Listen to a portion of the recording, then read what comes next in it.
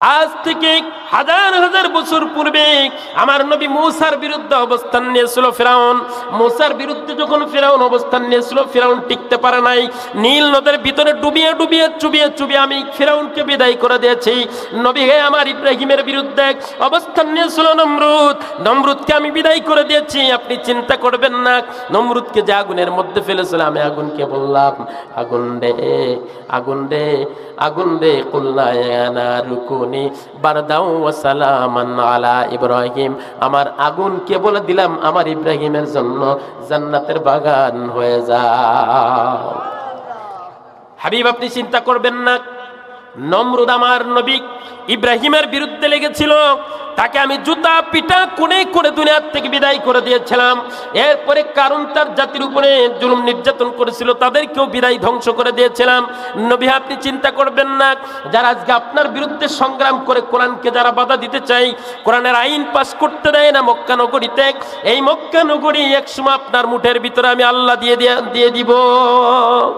আল্লাহ পাক রব্বুল আলামিন বলছেন, মুসলমান ওয়া কানা হাক্কান আলাইনা নাসরুল মুমিনিন, যারা আমি আল্লাহর উপর ঈমান আনবে এই মানুষদের সাহায্য করার দায়িত্ব যার, জোরে বলুন তিনি কে? আর একটু জোরে বলুন তিনি কে? বিগত 15 বছর যাবত ইনিল হুকমু ইল্লা লিল্লাহ, জমিন যার, সূর্য যার, আসমান যার, এই যে আসমান জমিন সব কিছুর মালিক যিনি, সে আল্লাহর কোরআনের কথা বলার জন্য 15 বছর যাবত আমাদের হাতে এইরকম বিভিন্ন নীতিমালা চালাই দেওয়া হতো। বলবো কোরআনের কথা, বলে দেয় এটা হলো রাজনীতির গন্ধ পাওয়া যায়। 1400 বছর পূর্বে আল্লাহর নবী যখন কোরআনের কথা বললেন, আবু জেহেলরা বলতে শুরু করলেন, এতদিন মুহাম্মাদের কথাই বাসনা ছিল, সুঘ্রাণ ছিল, এখন মুহাম্মাদের কথায় রাজাকারের গন্ধ পাওয়া যায়। এই 1400 বছর পরে এসে আর একজন আবু জেহেল আমরা পেয়েছিলাম।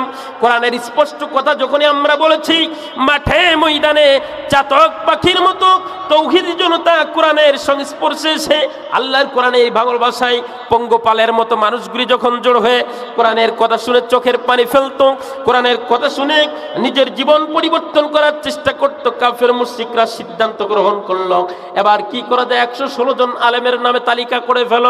ঠিক না বেঠিক? কোন কোন আলেম বাংলাদেশে ভাইরাল, তাদেরকে জেলের মধ্যে ঢুকিয়ে দাও, দেশ থেকে বিদায় করে দাও।